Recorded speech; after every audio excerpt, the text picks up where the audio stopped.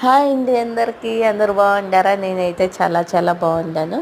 ఈరోజు Sunday special మా ఇంట్లో నాటుకోడి పులుసు అండి. మీరందరూ తిన్నారా?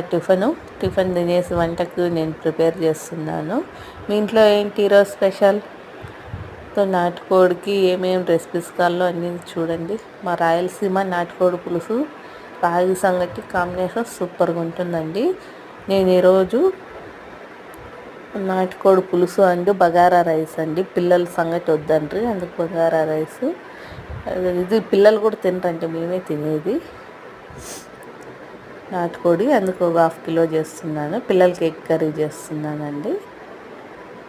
నా ఛానల్ని ప్లీజ్ అండి లైక్ చేయండి, షేర్ చేయండి, సబ్స్క్రైబ్ చేసుకోండి, నాకు సపోర్ట్ చేయండి.